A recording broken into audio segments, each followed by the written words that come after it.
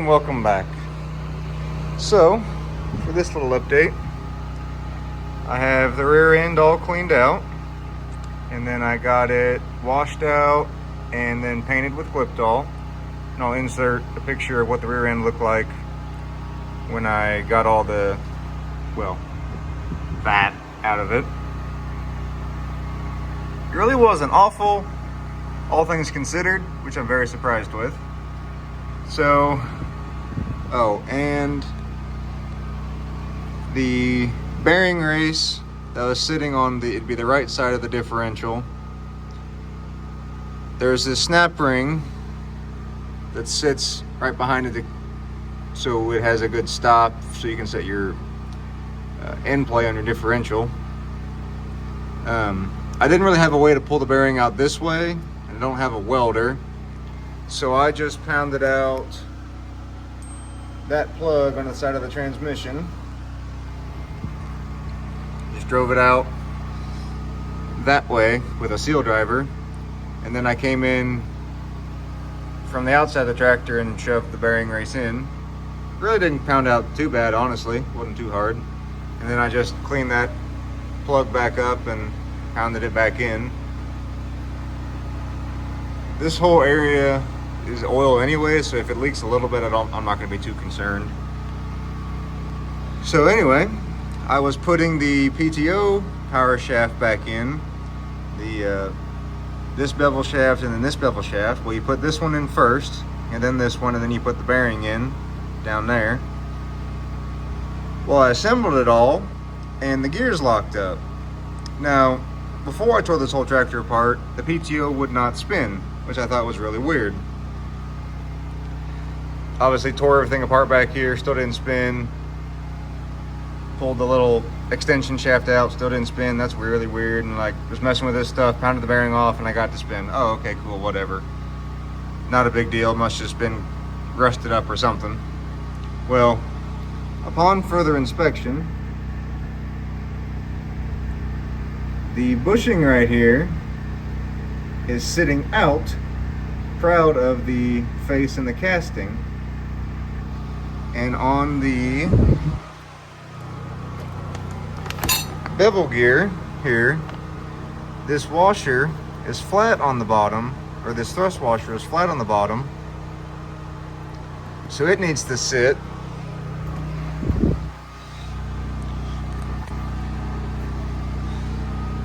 pretty well flush on this housing. So now I'm gonna have to try and press this bushing back a little bit. And if you even notice in the oil hole here, they drove it in just a little too far. So it technically would be fine because it's at least 3/4 of a hole. But maybe I'll get a little bit better oiling now, since if I drive this bushing back out. And on this face back here, the bushing is sitting flush. So I might have problems with the snap ring getting it on, but I will see once I get everything assembled back in here. And worst comes to worst, I suppose I can just cut the bushing a little bit so I can get the snap ring on. But we will find out in a moment. So I guess in case you're wanting to know how I'm going to press this bushing back a little bit, I have a 7-inch long 9/16 fine thread bolt, then flat washer, and a 1.5 by 1.5 inch piece of 1/4 inch flat stock with roughly a 9/16 hole drilled in roughly the center. Stack it all up, put that in there. And I got an 1 13/16 3/4 drive socket. Pardon my hands. Got that stacked up. And then 2 more flat washers and a nut. I figure those will just kind of act like a screw jack press. So let me get that all lined up in the center of the bushing, and I'll see if I can get that pressed back. So that is significantly better. Now I have the bushing flush on the front side, and it is a little proud on the back side, and I'll bring you in to look at that in just a moment. So now I'm going to grab the PTO shaft and see what it looks like.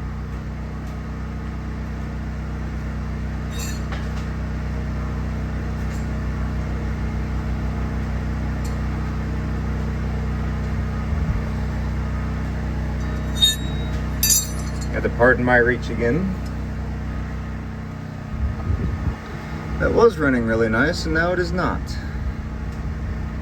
Might have to do a little bit of polishing, but I guess I'll check the thrust washer before I do that. I like how that's sitting. That's a lot nicer than what it was, because before it was kind of just dangling out in here, not really doing anything. But now it's actually locked into the casting, so that'll be really nice. Let me try, I guess, to polish on the inside of that bushing. I might have burred it up just a little bit. We'll see if I can't get that shaft to slide in any better. Okay, got the PTO shaft in there, and for having no oil in there, it spins very easily. So I like that.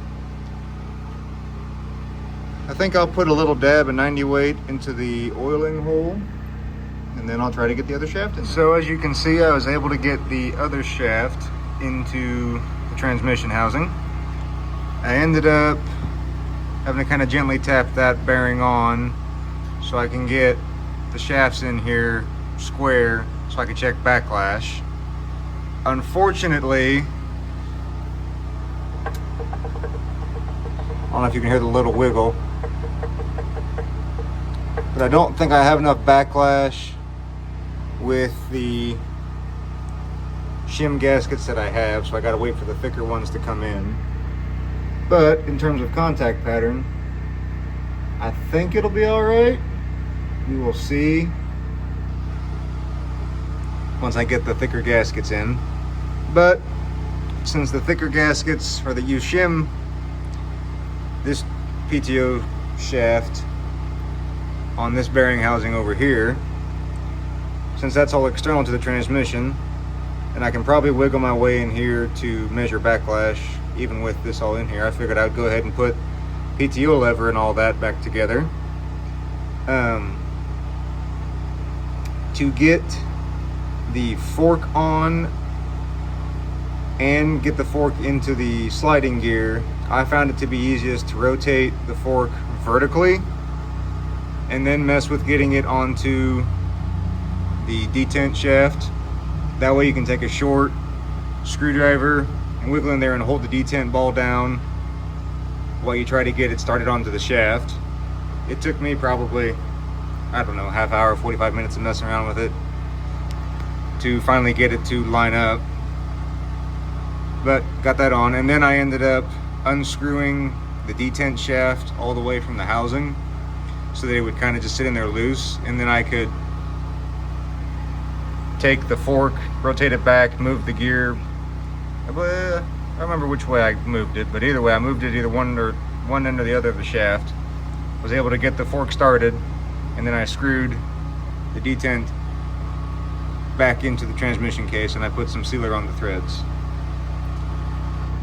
So, and I got the lever on just now, working on getting the spring on the shaft, and it goes up above that little hole, and I believe the lever is down all the way to where it needs to be,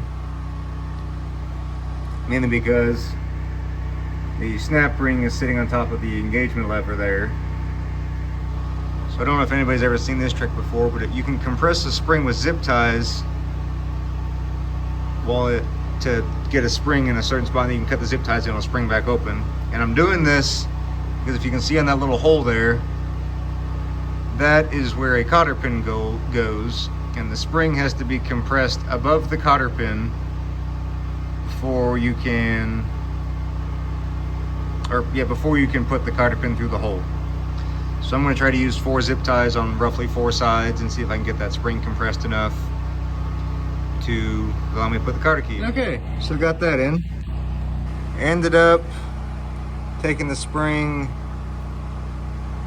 back off the shaft and compressing it in the vise, and then putting zip ties in it because I didn't have enough room to really compress it in the tractor. So now it's time to fill in this area. Well, got the counter shaft in.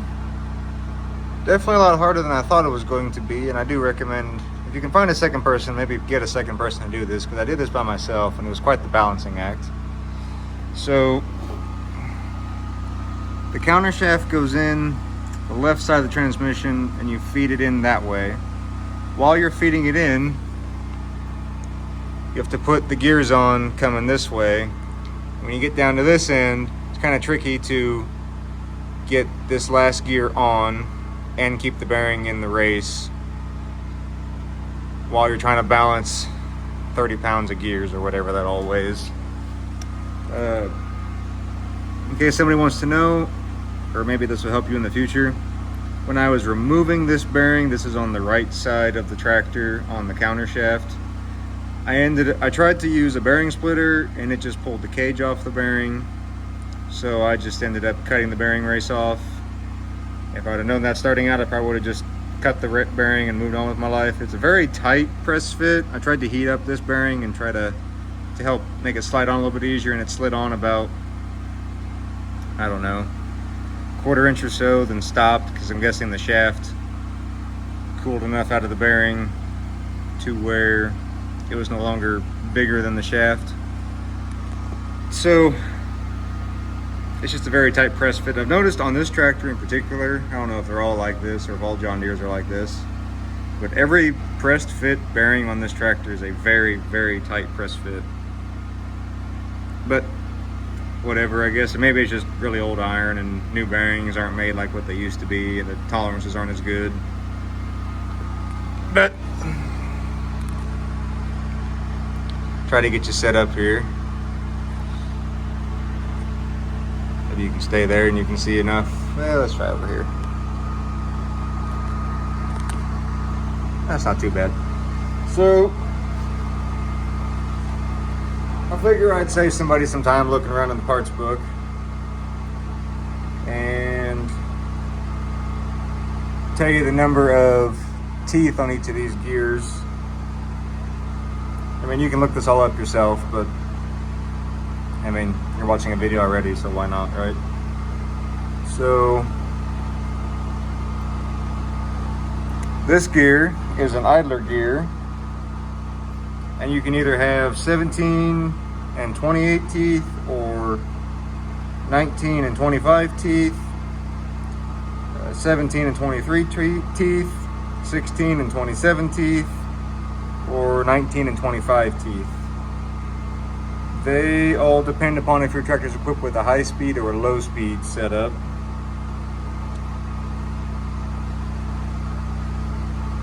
And my tractor is not.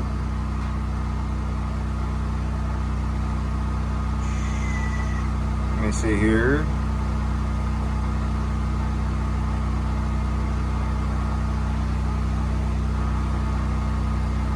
I believe mine had 17 and 28 teeth.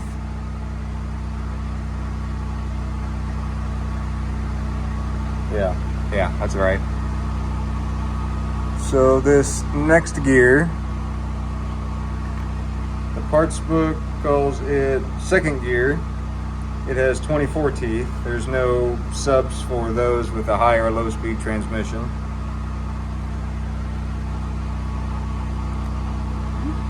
This next gear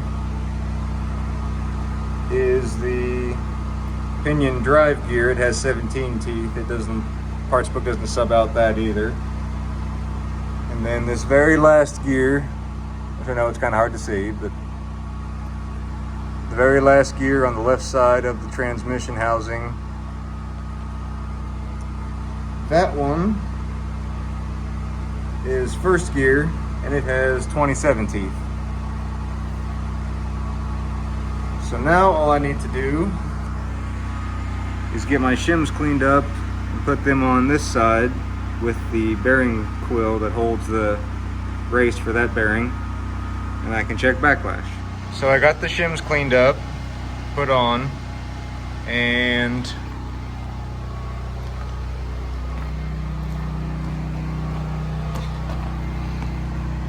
trying to tighten the nut on this shaft, and the shaft keeps spinning on me, so I guess I'll have to put in the sliding gear shaft, which you might have seen already. I'll show you in a minute. I got backlash set on the pinion gears, or the bevel gears, excuse me, for the PTO. I just need to put some wire on the bolts.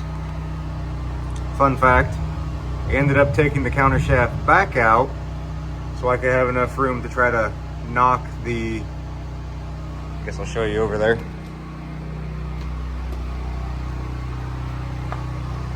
Might be better over here anyway. Just trying to knock this shaft on the PTO power shaft this way, so then I could take the cap on the end of the shaft and try to push it back that way to get a true backlash reading, which I tried to tap on that bevel gear with a brass punch, but it really wasn't moving like it should have, so I just finally bit the bullet and pulled the counter shaft back out, set the backlash, and then put it all back together, or put the counter shaft back in there. And surprisingly, the second time around, it really wasn't that bad to reinstall. So, as you can see, I have the sliding shaft in the tractor, and come to find out, down here, there's probably, I don't know, maybe an inch of room, if even that, between the end of this shaft and the transmission case. And fun fact, that is not enough room to get any gears onto the sliding shaft, which means I get to now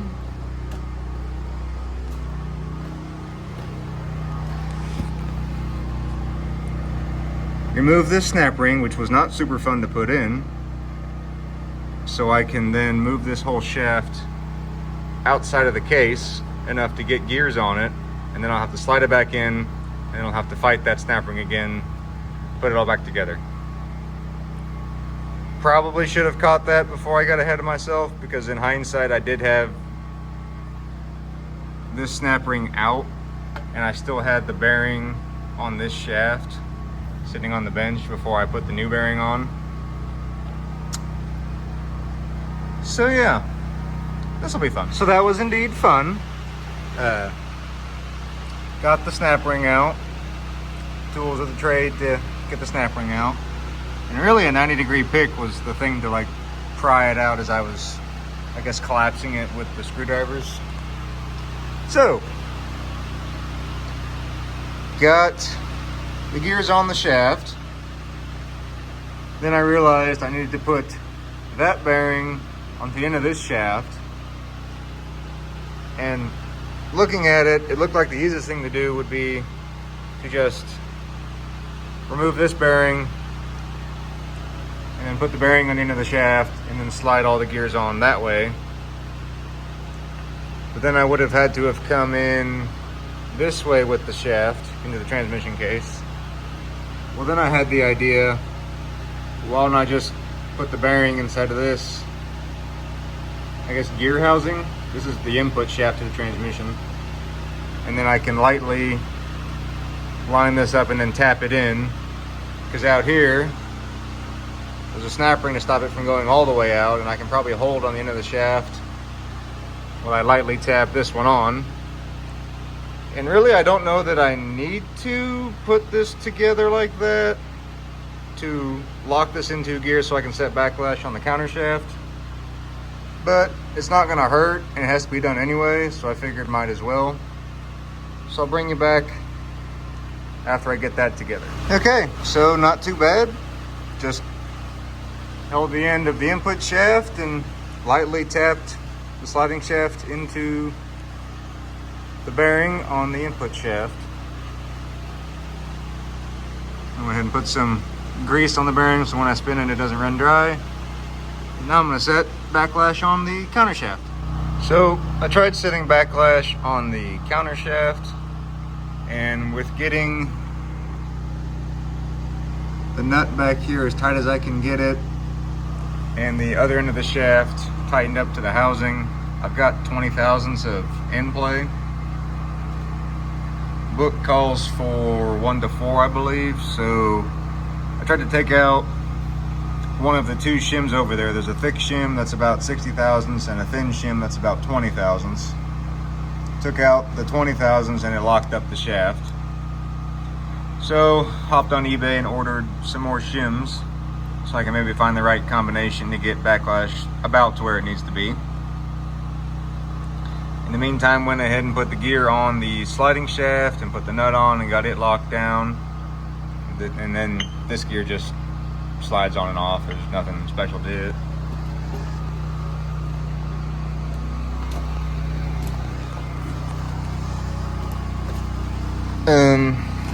This cover apparently needs to have some lead washers. I'll see if I can try to find some copper washers for these bolts. I guess just to help seal the bolts against this housing so oil doesn't just run out. So I can't tighten that up. That's the counter shaft cover. Waiting on shims, so I can't do a whole lot with there. Went ahead and got the cover for the input shaft. Don't mind the stuff on there, I'll get that cleaned off. Cover for the input shaft on and gasketed, and I got the wire locking the bolts together. So all in all, not too bad. Thank you all for tuning in, and I'll bring you back once I get some more parts.